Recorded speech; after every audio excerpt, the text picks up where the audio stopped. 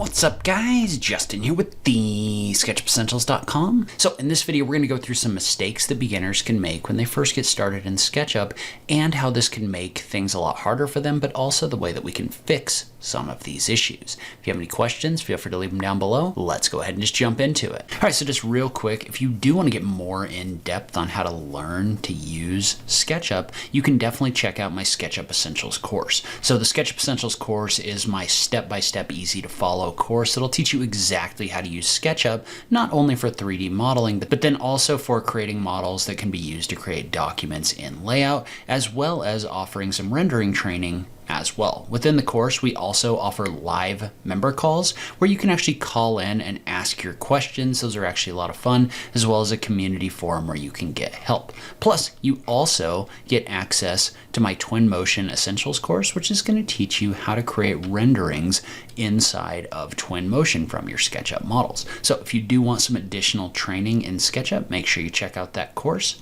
Let's go ahead and just jump into the video. All right, so one of the things that beginners do that make their lives a lot harder when it comes to actually modeling in SketchUp is they don't group their geometry. So you've probably noticed that models in SketchUp are made up of sticky geometry, meaning that if you move things around, the other parts and pieces of those models are going to adjust along with that. That can get problematic because if you take something like these two boxes, move them together, and then try to move this away, notice what it's doing is it's dragging that sticky geometry away. Now, there are times where that can be extremely helpful, but a lot of the time you don't want those objects to merge, which is why you can right-click on an object or a group of objects and click on Make Group. As soon as you group your geometry, that means that these things are no longer going to merge together anymore. So this can be massively valuable when you're dealing with things like cabinets or windows that you may want to change in the future. So this is a 3D warehouse cabinet that I downloaded, and it's grouped, meaning I can move it off of my wall if I decide that I want to do that. I can move this around, no bad effects. However, this is that same cabinet where I exploded it, meaning it's now made up of raw geometry. All right, so if I move the pieces around, this is going to adjust. Well, because this is raw geometry and my wall is raw geometry, now if I try to move this off of my wall, like this, I'm going to start getting issues that look like this. That is extremely problematic because it's very difficult to make changes. To fix that, all I need to do is when I'm modeling my cabinets, make sure that they're grouped. And in this case, I can go back and I can regroup the whole thing and everything works fine. So now I no longer have that distortion going on. So another example is windows. So this window is an object that I've modeled separately, meaning if I need to make changes to it, I can just click in here and make changes, or I could even swap it out. This, on the other hand, is a bunch of raw geometry. This is that whole thing exploded. Well, if I try to make changes to this, notice how again, I'm going to get this jumbled mess. So anytime that you have something like these windows, you want to make sure that they're grouped. Another thing that you could do is if you have a wall like this one, you could just group the wall. And so when you group the wall, now no matter what you draw on top of it, it doesn't matter because things are no longer going to merge together. All right, so mistake number 2 that a ton of beginners make is when they're working with tools like the push-pull tool, they click and drag. So if I activate the push-pull tool right here and I want to make it the same height as this face, I can click and drag in order to do that, right? But I have to keep my mouse held down. If I accidentally let up on it, it's going to just kind of drop this surface wherever. It's not necessarily ideal. On the other hand, instead of clicking and dragging in order to do things, you want to single click and let up on your mouse. Now, I can move my mouse wherever I want. I can align it to whatever I want. I can orbit. This tool is still active, and it will remain active until I type in a value and hit the enter key or I click. So in general, for most tools, so say you wanted to use the move tool, you don't want to click and drag because it's not very precise. You want to single click, make your movement, and then click again in order to place that object. That's going to allow you to be much more precise with the things that you do inside of SketchUp. Okay, so one issue that beginners have when they first start modeling SketchUp is they're not diligent in paying attention to the direction that you're modeling. So inside of SketchUp, edges will turn a certain color when you're directly along a certain axis direction. So if I move my mouse in this direction, right, notice how this is green. That means that I'm drawing directly parallel to the green axis. And so I can know that my line is straight, but more importantly, that it's on axis. So if I single click and move my mouse this way, I can see that I'm on the red axis. And then if I move my mouse this way, I can see that I'm on my blue axis. Now, if you don't do this, if you just kind of move your mouse so that it's close right here, you can't actually tell if you're drawing a completely flat surface or not. A lot of the time it'll try to inference to the right level like this, but you can't really know because your mouse is just out in a 3D space with no inferences or anything like that. And so what can happen, and we're going to cheat on this one a little bit, but what can happen if you do something like this is you can actually draw an edge that isn't flat, like this. Well, notice how if I accidentally draw that edge that isn't flat, then this isn't actually going to fill in a face. And so you're going to have a very difficult time creating those faces because this whole time you weren't paying attention to drawing on axis. So whenever you can, it's a good idea to use this inferencing in order to draw along the axes. And you can actually use the left, right, and up arrow keys in order to lock tools to the axes to get them to lock to the proper directions. All right, so next up is not using keyboard shortcuts. And so keyboard shortcuts are basically the ability to use keys on your keyboard to activate different tools. Like if you tap the L key, you can activate the line tool. If you tap the R key, you can activate the rectangle tool, other things like that. A lot of people, when they're first starting off, because they don't know those keyboard shortcuts yet, actually either go up to the top toolbar or to this toolbar on the left-hand side of the page, and they start picking up their tools this way. So instead of tapping the P key to extrude this with the push-pull tool, they would come in here, click on this, and then come back and extrude this up. Then they would activate the line tool right here, and then maybe they would activate the move tool in order to move this up in order to create this surface. Well, it's much, much faster to just do this using keyboard shortcuts. So in this situation, what I do is I tap the R key to activate the rectangle tool. I draw a rectangle, tap the P key to activate the push-pull tool, and then I tap the M key to activate the move tool. And see how I was able to generate this shape a lot faster? This can save you hours and hours and hours over the course of your SketchUp career because you can toggle to those tools a lot faster. So make sure that you are learning and using keyboard shortcuts when you start using SketchUp. All right, so next up, a lot of beginners think that they need to model everything in SketchUp. So, for example, say that I wanted a fire hydrant outside of this apartment building that I downloaded from the 3D warehouse. Well, what I could do is I could use the circle tool, start modeling out a shape, start modeling out a base, offset it in, and go through all the gyrations of trying to create my own fire hydrant. And honestly, even if I did do that, my fire hydrant's probably not going to be as good as a fire hydrant from somebody that's actually really good at creating things like fire hydrants. So while you could try to model something like this yourself, it's going to waste a lot of time. Instead, download context models and background models from the 3D warehouse. So for example, I can just open up the 3D warehouse and look for fire hydrant. And if I look in the models section, and I usually sort by the popularity, I can find a ton of different pre-made, ready-to-go fire hydrant models that I can just bring in. A lot of these are modeled with fairly low polygons, and they're not really going to slow down your model. So this one, for example, I can just bring in, and I can just use as my fire hydrant. Same thing with things like site benches and site furniture. And in a lot of cases, there's actually pieces of furniture in here from manufacturers. So this is an actual Victor Stanley product that I can bring in, but I can download that into my model and place it right here. So instead of me taking the hour or two that it would take me to figure out how to model something like this, maybe a little bit less because this is pretty simple, but I can just bring it into the 3D warehouse and be ready to go. So always be thinking about what pre-made models you can bring in rather than spending the time modeling them yourself.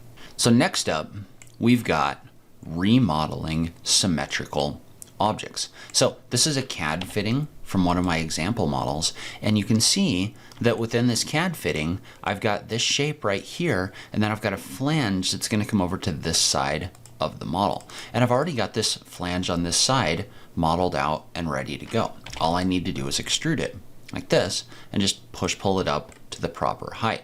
Now, one thing to note about this is a lot of beginners, when they first start out, they would try to recreate this whole thing on the other side. So they would take this line right here, they would try to draw the other line over here and just redraw everything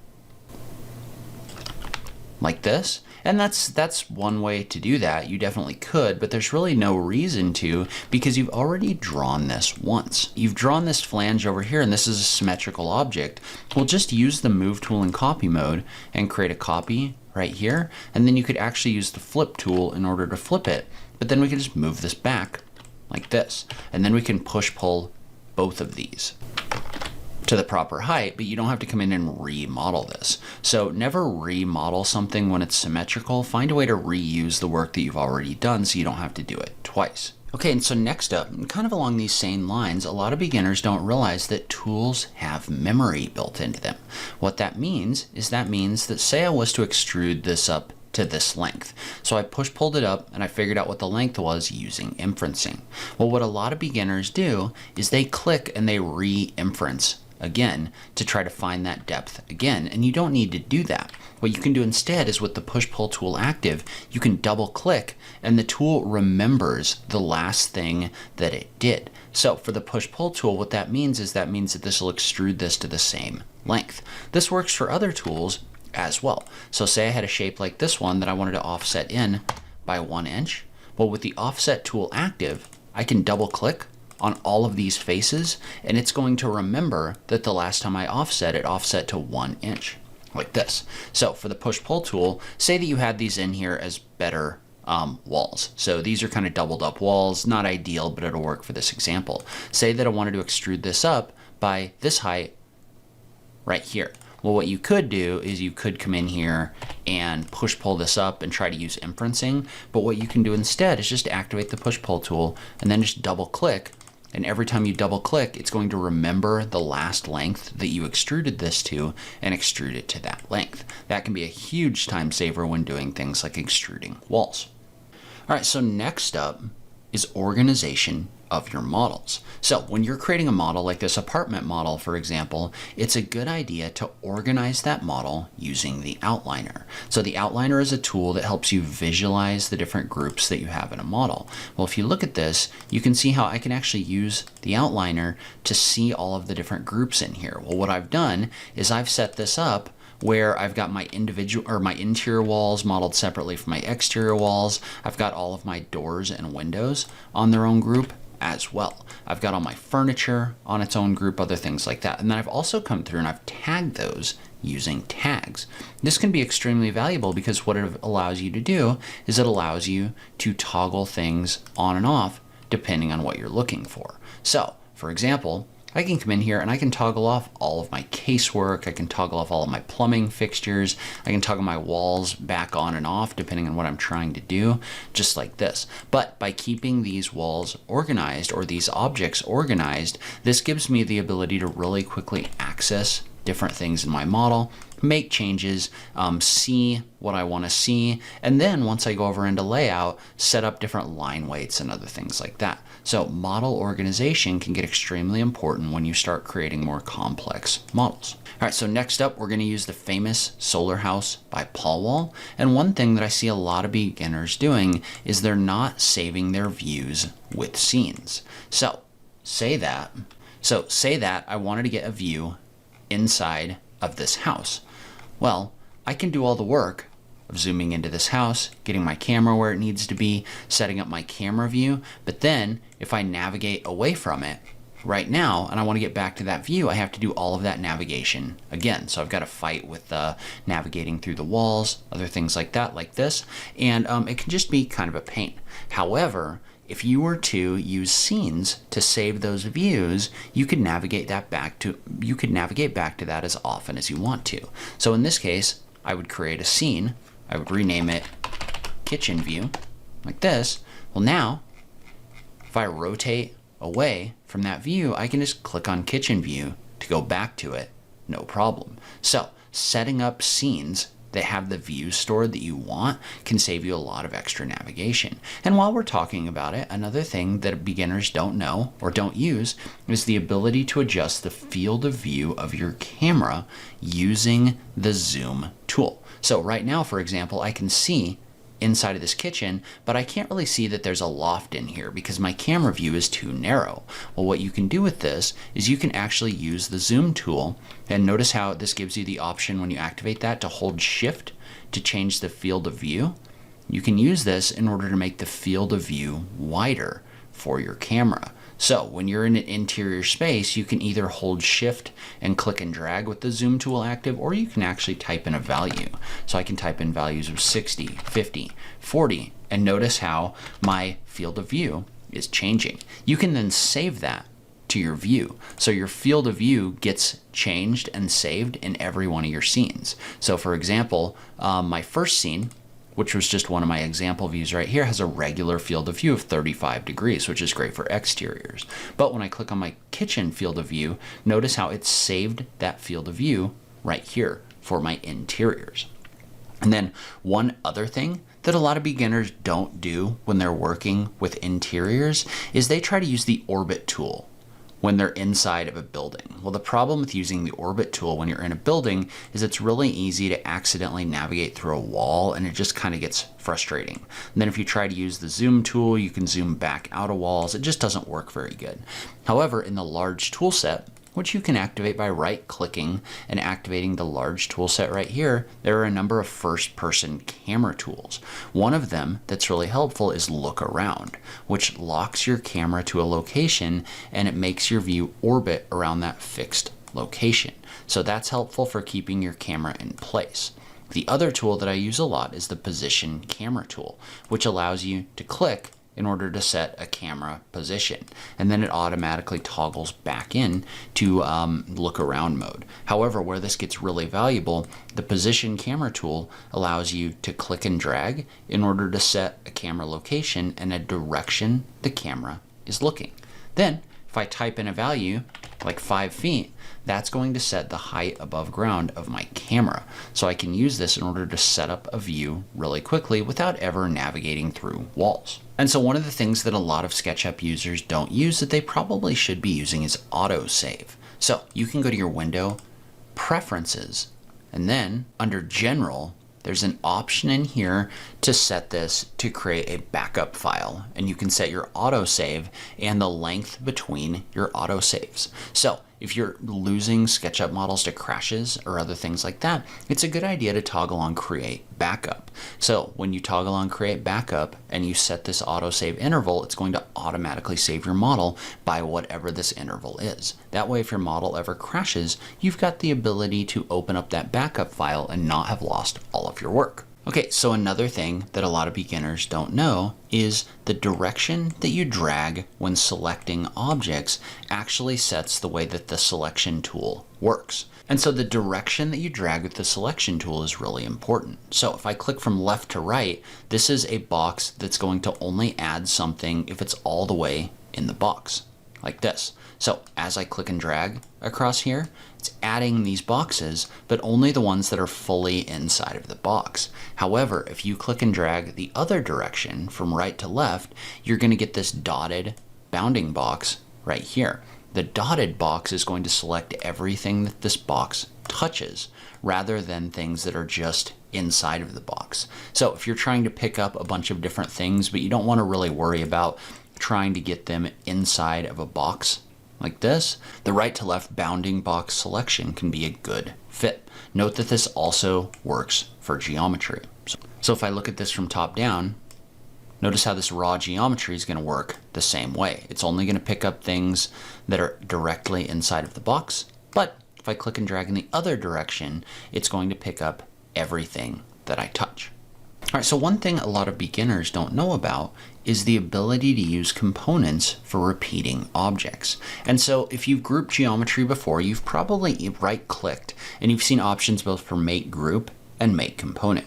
So all a group does is it basically takes geometry and it kind of walls it off into its own self-contained group right here, but there's nothing special about it. So say that I was to use this object right here and I had a couple of these lights, and they're just simple lights that I've created, right? There's nothing special about them. But say that I wanted to make a change. So say that I wanted to make these more complex or something like that. Well, right now, if I come in here and I do that, so say that I wanted to change the shape a little bit. So if I was to take this and I was to scale it, notice how I changed that one light, but if I wanted to change the others, I'd have to go back through and remodel them. This isn't a problem if you use what's known as components.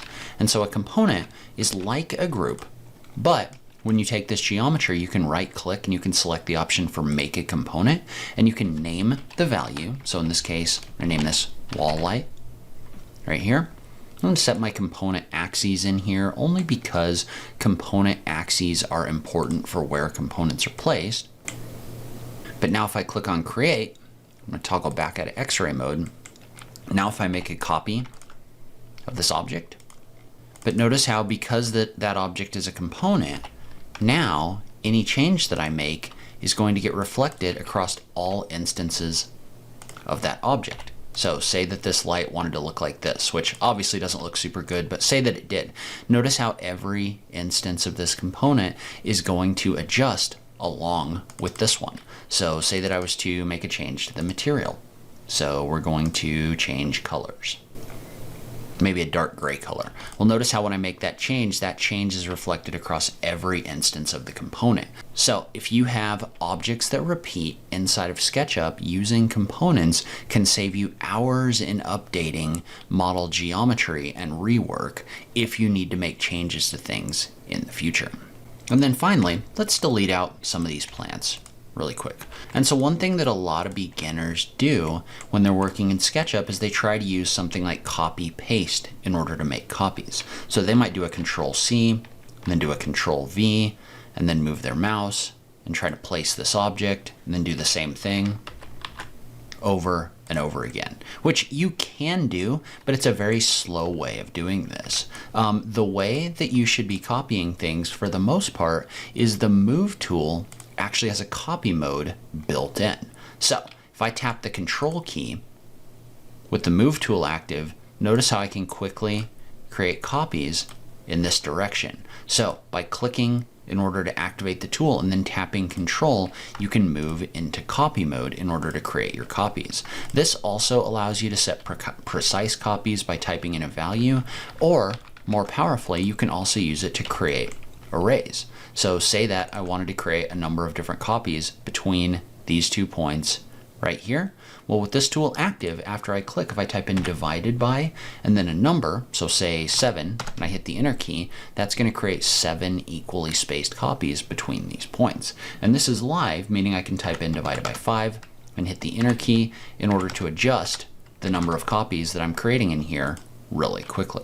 So using the Move tool in copy mode is a much faster way of creating copies in SketchUp. All right, so leave a comment below. Let me know if you knew about any of these or if you learned something new today. I just love having that conversation with you guys. If you do want some more in-depth training on SketchUp, you can definitely check out my course. We get a lot more in-depth on SketchUp modeling, as well as having live calls where you can show up and ask your questions live. But as always, thank you so much for taking the time to watch this, and I'll catch you in the next video. Thanks, guys.